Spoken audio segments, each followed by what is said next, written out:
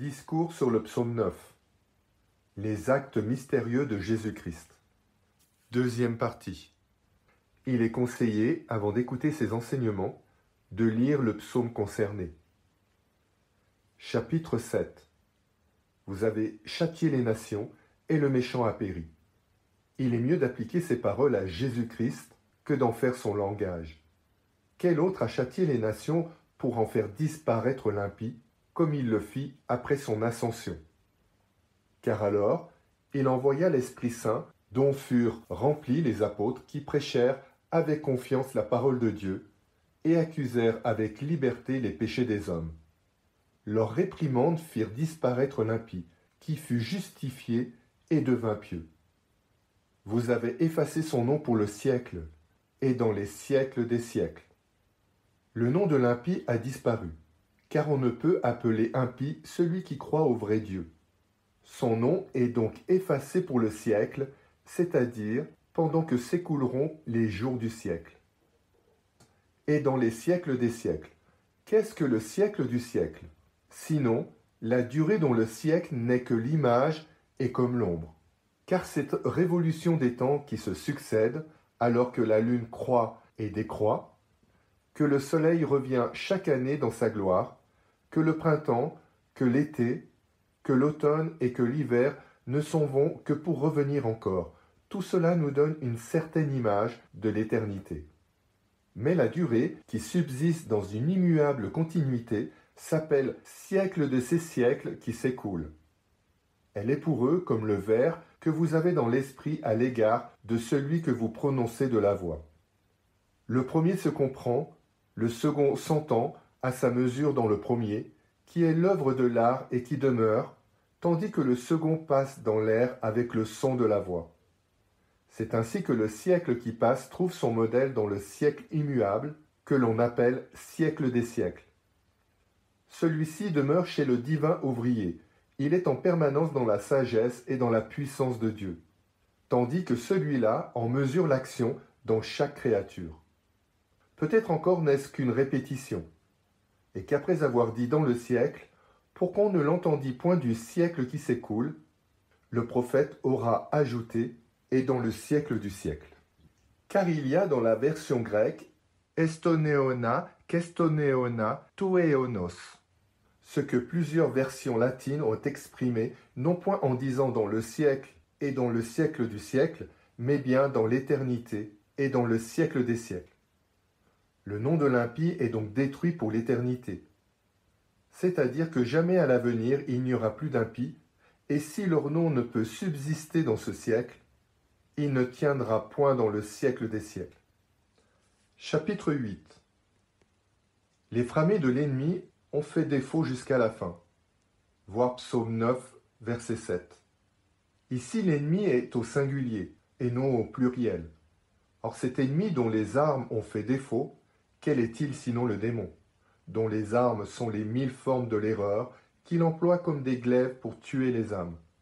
Mais à l'encontre de ces glaives, et pour les anéantir, il y a le glaive du Seigneur, dont il est dit au psaume 7e, « Il brandira son glaive, si vous nous retournez à lui. » C'est lui peut-être qui est le terme où doit échouer la force des glaives ennemis, qui doivent prévaloir jusqu'à lui.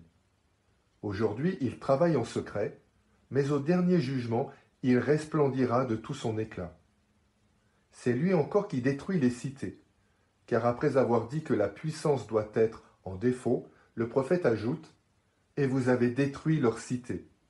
Une âme devient la ville de Satan quand les conseils artificieux et mensongers lui établissent en quelque sorte une cour, qui se fait obéir par ses membres, chacun dans son usage, comme par autant de satellites et de ministres. Les yeux servent la curiosité, les oreilles ses instincts licencieux, et elles recueillent tout propos qui porte à la débauche. Les mains exercent la rapine et toute violence criminelle, et les autres membres soumis à une semblable tyrannie travaillent dans ces desseins pervers. La populace de cette ville consisterait dans ses appétits sensuels et ces mouvements tumultueux de l'âme qui soulèvent journellement dans l'homme des conflits séditieux. Il y a donc une cité partout où vous trouverez un roi, une cour, des ministres et un peuple. Et dans les villes déréglées, nous ne verrions point tant de mots s'il n'existait d'abord dans chacun des citoyens qui sont pour les cités des germes et des éléments. Ces cités donc, Jésus-Christ les détruit quand il en chasse le prince, ainsi qu'il est dit, le prince de ce siècle a été chassé dehors. Voir Jean chapitre 12, verset 31. La parole de la vérité porte le ravage dans ces royaumes, y étouffe les pernicieux desseins, y réprime les affections honteuses, y réduit en servitude l'action des membres et des sens, qui doivent servir à l'œuvre de la justice et du bien. Et ainsi s'accomplit cette parole de l'apôtre. Que le péché ne règne plus dans notre corps mortel, voir Romains 6, verset 12, et le reste du passage. Alors l'âme apaisée se trouve en état d'acquérir le repos et le bonheur éternel. Leur mémoire a péri avec fracas, voir Psaume chapitre 9, verset 7, c'est-à-dire la mémoire des impies. Avec fracas, l'impiété ne se détruit pas sans bruit, car nul homme n'arrive au calme du silence, à la paix profonde, s'il n'a d'abord fait à ses vices une guerre bruyante. Ou bien avec fracas signifierait que la mémoire de l'impie périt avec ce fracas que fait ordinairement l'impiété. Chapitre 9. Tandis que le Seigneur demeure éternellement, à quoi bon dès lors ces frémissements des nations et ces vaines machinations des peuples contre le Seigneur et contre son Christ, puisque le Seigneur demeure éternellement. Il a préparé son trône pour le jugement, et il jugera l'univers dans l'équité. C'est quand il a été jugé qu'il a préparé son trône. La patience qu'il a montrée nous méritait le ciel, et ce Dieu caché dans l'homme stimulait notre foi. C'est là le jugement occulte du Fils. Mais parce qu'il doit venir d'une manière visible et dans sa gloire pour juger les vivants et les morts, il s'est préparé un trône pour un jugement caché, et il jugera ouvertement le monde selon la justice, c'est-à-dire qu'il rendra à chacun selon son mérite, en plaçant les agneaux à sa droite et les boucs à sa gauche. Voir Matthieu, chapitre 25, verset 33. Et il jugera les peuples dans la justice. C'est la répétition de ce qui vient d'être dit. Qu'il jugera l'univers dans l'équité. Dieu, donc, ne jugera point à la manière des hommes, qui ne voient point le cœur, et qui en viennent plus souvent à renvoyer les coupables qu'à les condamner. Mais il jugera dans l'équité, selon la justice, selon le témoignage de la conscience, et selon que leurs pensées les accuseront ou les défendront. Voir Romains chapitre 2, verset 15. Chapitre 10. Et le Seigneur est devenu le refuge du pauvre. Voir Psaume chapitre 9, verset 10. Quelles que soient les poursuites de cet ennemi qui a dû rebrousser en arrière, comment nuirait-il à ceux qui trouvent un asile dans le Seigneur? Il sera le refuge si dans ce monde dont Satan est le prince, ils choisissent la pauvreté, ne s'attachant à rien de ce qui échappe à notre avidité pendant cette vie ou que nous abandonnons à la mort. C'est à ces pauvres que le Seigneur sert de refuge. Il est leur appui dans les jours de bonheur, dans la tribulation. Voir Psaume, chapitre 9, verset 10.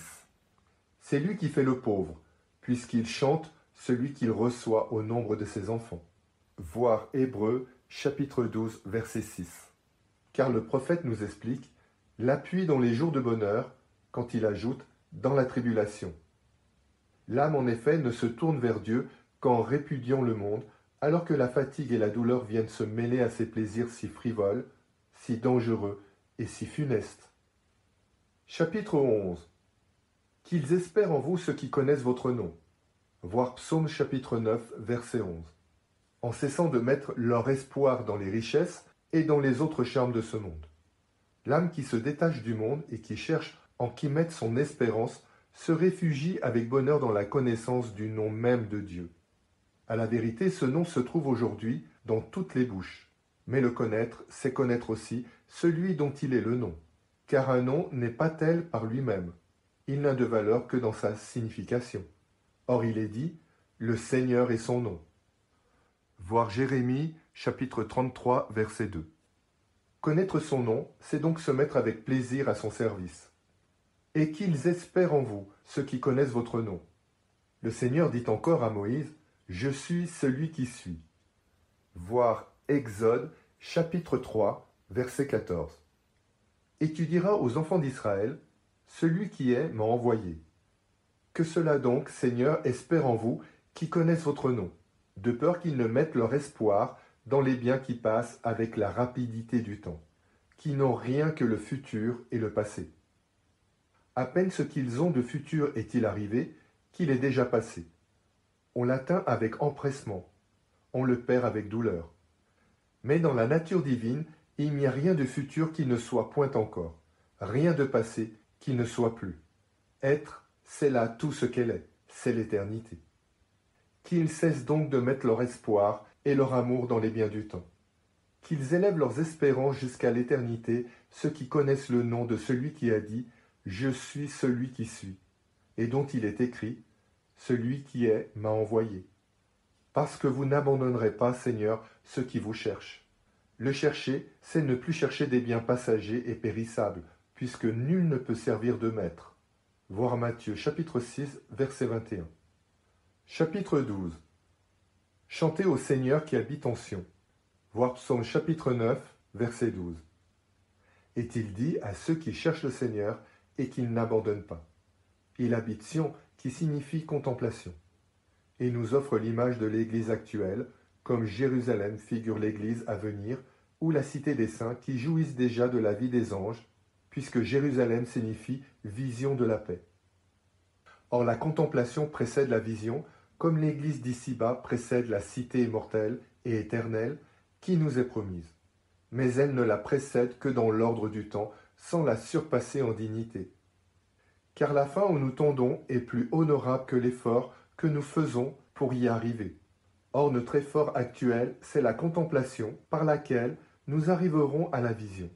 Mais si dès aujourd'hui le Seigneur n'habitait dans l'Église de la terre, la plus attentive contemplation pourrait aboutir à l'erreur.